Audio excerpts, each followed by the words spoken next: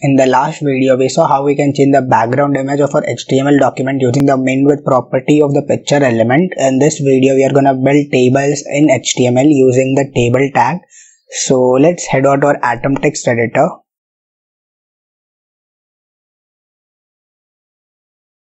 So this is where we left in the last video. Just refresh it out. Okay, so we got this nice image here, which is completely responsive in sense of like the image will change regarding to the min-width property. So let's add table tag here, add table row here. TR is basically used for displaying one row on the table, and we are gonna use different elements to display the columns in the rows. So let's add th, which is table header for a row. Our first header will be, it's basically the first column, header of our first column in the table. Let's skip it h, and the second header, let's write it th again, and the second header we are going to display as name, and the third will be, let's add another th here, and the third will be, let's skip it school, or let's skip it studies, right? Studies will be fine, I think. Let's skip our first letter capital, and let's go at the end of our tr tag, which is a table row tag, add another row here. So let's add td, which is table cell, which is basically another column in a different row.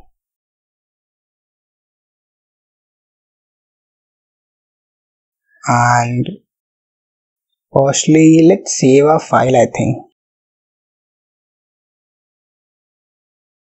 Okay, so the first column, we'll save it later. Let's add another td, which is 25.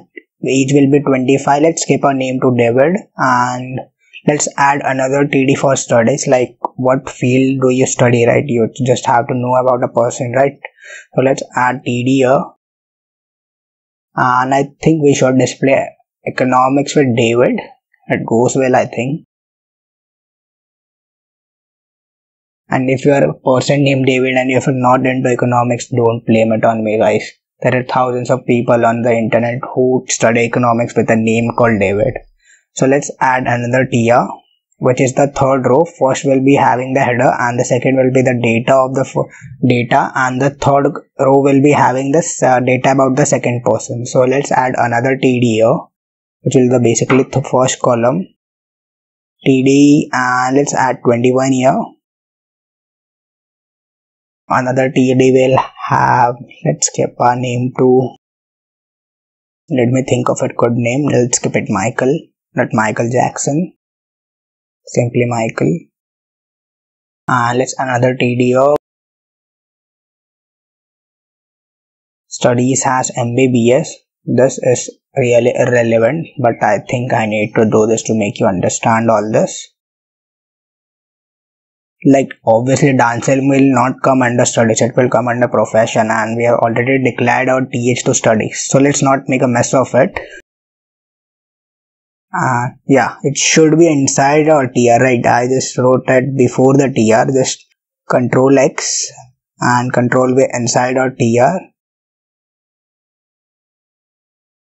Refresh it, you might get a good looking table. Look, as it's really not looking good. I just need some borders here. So let's add another tr here, with a td has, let's skip it each, let's skip it 17. Yeah, 17 will do it. Obviously anything will do it. Let's add another td here. Let's skip our name to Smith, not Steven Smith, guys. Chill a bit. Add another td here, and let's skip our profession to school. Like he has just age 70. Obviously he's not graduated till now. I got this table here, but we do need some borders around it. We do need some styling here. So head over to your head tag of our HTML document and insert a new tag named as style. Okay. Just remove this media screen from here. We don't need it. Cancel it out. Oh shit, I just cancelled the whole term. Just remove this media screen from here. Yeah, just remove this part, not the whole style tag like I did it right now. We are accessing the table tag, so let's write table and below that add curly braces. Border will be 1 pixel solid black color. Yeah, save it and refresh it.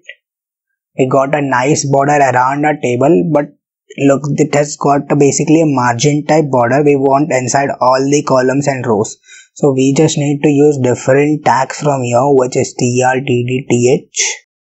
So let's just use our hit and try method to see what works. Tr, td or th.